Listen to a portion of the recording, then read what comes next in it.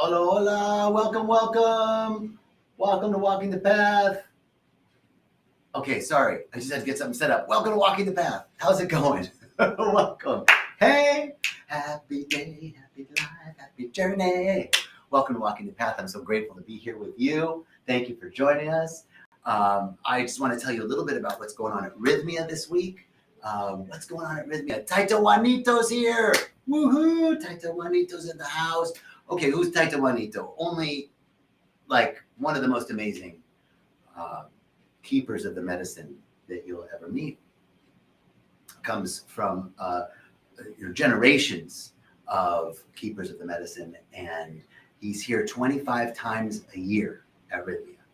This is our lineage that when we jump in, this is, hey, what's up, everybody? Hello, welcome. So what's happening at Rythmia is amazing transformation. People are letting go of anything that's keeping them from being free. People are releasing old patterns and seeing new possibilities in their life when they come together and realize that the only thing that they were ever lacking was lack itself, right? The only thing that they were lacking is a sense of separation. A sense of separation. Hey, let's see. Donna here from Calgary. It's great to be with you. Hey, Donna from Calgary. Great to see you. Welcome. Hey, everybody. Hey, Maria Felicia Kelly. What's up? Good to see you. I love it. So great to have you all here. So today's topic, the mind-blowing power of imagination. Okay. Mind-blowing power of imagination. Here's the deal. We have this technology within us that's one of the most ancient technologies, one of the most basic and simple things that we can do that are super, super powerful. Day Tim, what's up? Great to see you. So that technology is our imagination. It is the most powerful thing that we can use. Now, there's lots of different techniques. What I want to share with you is some science behind the power of the imagination and why it's important that you're taking a few minutes every day to dream about the life that you want, to dream about the ways that you want to be acting, to dream about the things that you want to be doing, to dream about who you want to be. What are the qualities that you want to have in your life? Take a minute every day and do a little breath work and then visualize. Visualize your future. Visualize what you want coming to you. Now, I'm going to give you the breath technique. I'm going to give you how to visualize. But wait, there's more. If you order now, no. But wait, if you stay tuned, I'm going to give you the science behind what is actually happening in the brain when you dream, when you imagine. So, the mind-blowing power of imagination. The ancient sages of all time have known this. It's the thing about the things that are most basic, almost trite, almost cliche, pedestrian, those things, those are some of the things that are most true. For example, the saying, you'll never love anybody or nobody ever can love you until you love yourself. Guess what? That's true. That's true. It's like the most basic self-help thing that anybody could ever say. We all know that, right? But wait till you start loving yourself. Whoa, it's a whole different thing. I'm just starting to really love myself, right? Like, really. And it's out picturing in habits, changing habits. Like all these habits, all these behaviors are starting to change, are starting to unravel because I'm starting to love myself. That's an old saying that's true, right? And the same thing with imagination. Imagination is, everybody knows about a vision board. Everybody knows about using your, visualizing, seeing yourself doing that. Those are all cliches, right? But it's so powerful. I'm going to give you an example. I need a new car. I have this great car. It's been super dependable, but it's not good for the roads that I drive on all the time. I drive on some pretty, some of the roads back here in Costa Rica are terrible, okay? Como terrible. So I need a different car for the roads that I drive on. And I have this car, and there's a couple of logistic things. I got to sell this car, and then I get the money for that car, and then I need to get some more money and put those two pieces of money together and get a new car, right? And so I started doing this visualization every morning after my meditation, just taking a few moments while I'm still in that beautiful space to visualize some things. One of the things that I've been visualizing is a car. And I didn't know what the car looked like. So I just visualized what it would be like, driving in this car that doesn't make noise. Because my car, the car that I currently drive, it sounds like things are actively falling off as I'm driving down the road, right? It's just everything shaking because it's, such a bumpy road. So I'm visualizing myself driving in this car that doesn't make any noise and it's handling the road. And I've got, just all, not the specifics. I didn't know what the car looked like, but the way I was feeling in this car. That's all I'm doing. And then I've been doing this for a couple weeks. And I started to look at some cars on, online and what's available. Hey, everybody, welcome, come on in. Started looking at what's available, and I wasn't having, good luck. Wasn't seeing things, and out of the blue, one of the people that worked with me said, "I heard you're looking to sell your car." I said, "Yeah." He goes, "I'm looking to sell my car too." And I said, "Oh, okay, good." Like we're both looking to sell our car. He goes, "No, but I have a really good car. And I need to sell it because I'm building a house and I need some extra money to build the house. So I'd be willing to take your car in exchange for my car plus a little extra cash." So that just took care of everything. It took care of me having to sell my car or get the money and then not have a car for a while. And this car is a perfect car. So the power of visualization, the mind-blowing power of your imagination. Why does it work? Why does it work? There's a couple of studies that have been done that are really interesting. The first study I got from Dr. Joe Dispenza. He talks about this it's called the piano study. And they took two groups of people that had never studied the piano before, never played.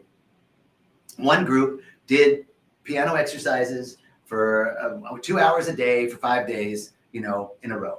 And the other group just watched the group. They just watched the group doing the piano exercises. And they measured the brain, areas of the brain, the regions of the brain that would be affected by these exercises before and after. What they found is that both groups showed the same development of brain circuitry, neural pathways, etc., in the brain. So the people that actually did the exercises and the people that just watched, the same areas of the brain had the same growth, the same new regions of the brain, the same brain circuitry for both groups were developed. So that shows us that the brain doesn't know the difference between external things that are happening, like practicing the piano, or watching or imagining. Not only that, but the group that didn't do the exercises, that just watched, at the end of the period, they were able to do the exercises having never done it before. So this means that the brain has the capacity to preload our experiences and prepare the body to take action when the opportunities arise for those things that we're visualizing. The second study is a group. They took two groups of people in their 60s, late 60s, and they had one group go to this retreat, and at the retreat they had everything just like it was when they were kids. Like the TVs were the same, the radios were like old school stuff. They had magazines and newspapers from that time, from the 50s.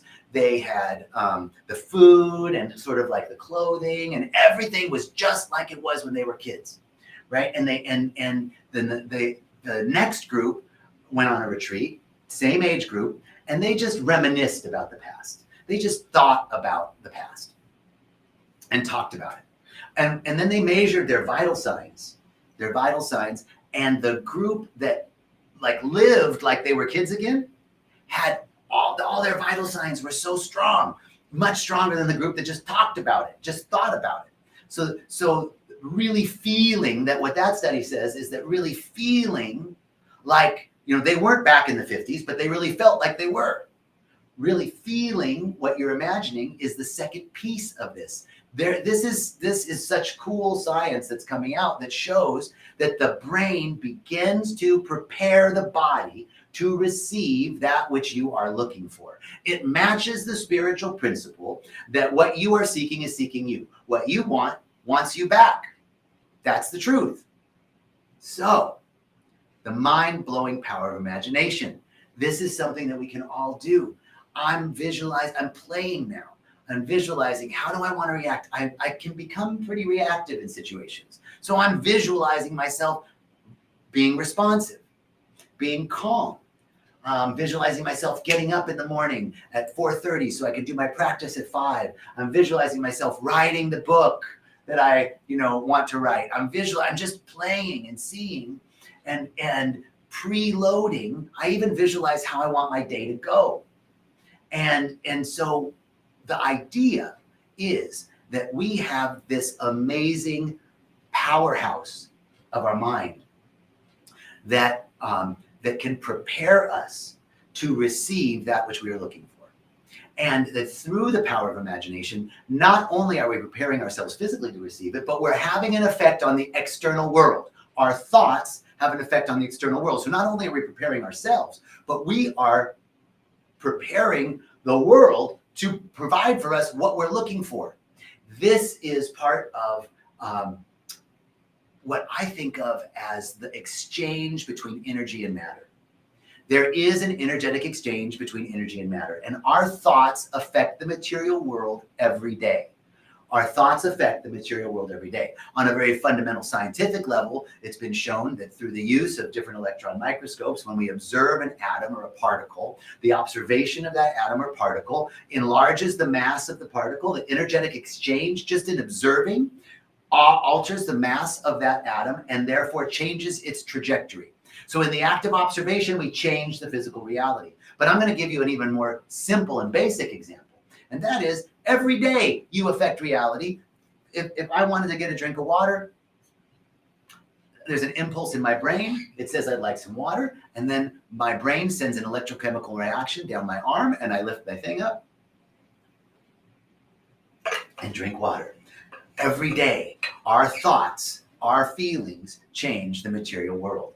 So the second part of the powerhouse, the mind-blowing power of the imagination, is that through our feeling, our elevated feelings, we actually create a new reality. This is the ancient principle: what we think about, we bring about. Or more concisely said, consciousness precedes form. Consciousness precedes form. Einstein outlines this. I've talked about this a bunch. Einstein outlines this in his special theory of relativity. Energy equals matter through the constants of time, E equals mc squared. We're talking about the fact that energy and matter are the same thing, and that energy becomes matter. Energy slowed down is matter, matter sped up is energy. This is slowed stored energy. I'm slowed stored energy, you're slowed stored energy in a different way. All these different levels of vibration and frequency. So the other piece of that is that like the guys that were really feeling like they were in their, like living in the 50s again, had a physical change in their body.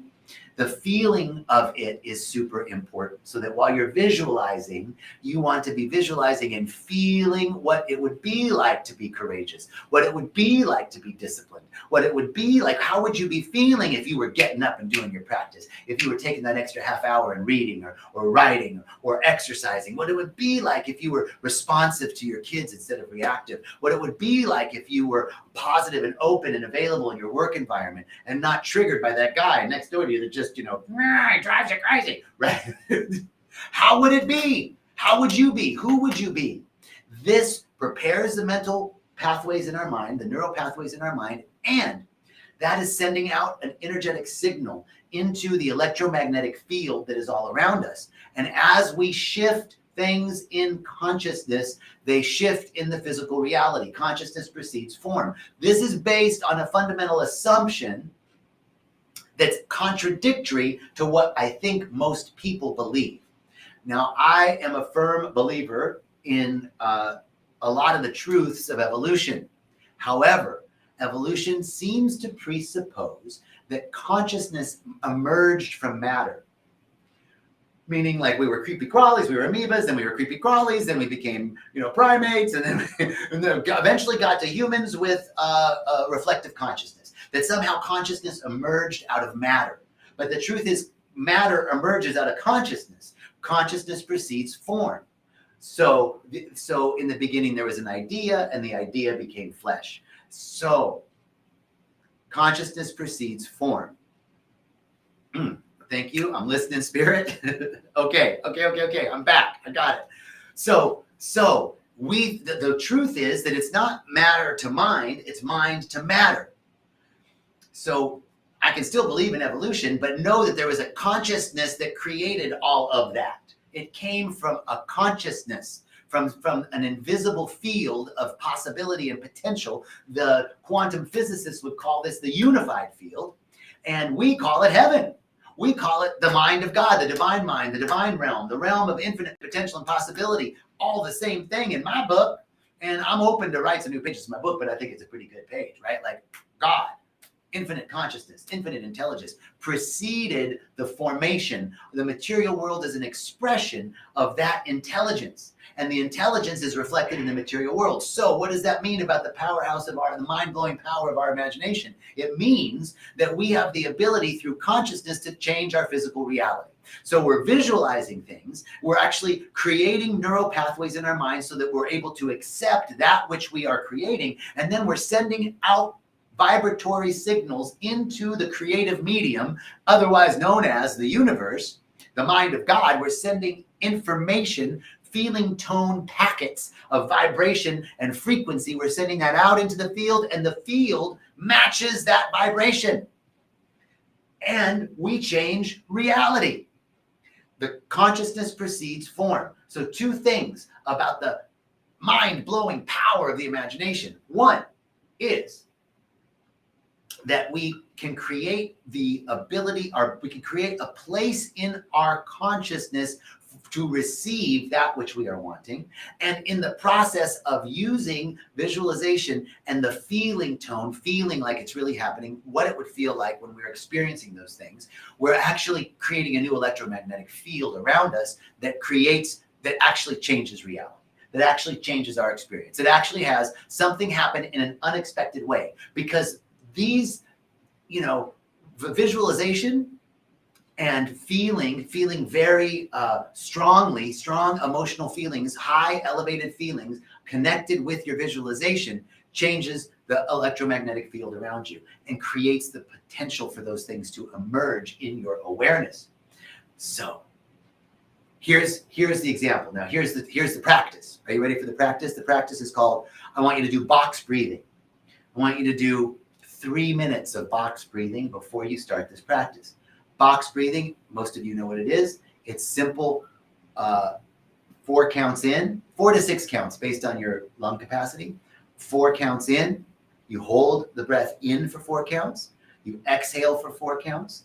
You hold the breath out for 4 counts. Then you inhale for 4 counts, hold the breath in for 4 counts, exhale for 4 counts, hold the breath out for 4 counts. If you do that for 3 to 5 minutes, and then once you've gotten into a meditative state, once you feel coherence between your heart and your mind, right? You want to get out of your head and into your heart, and you're breathing this box breath, and you'll start to feel a great sense of relaxation and centeredness. And then I want you to imagine that you're walking down a mountain path, a steep mountain path.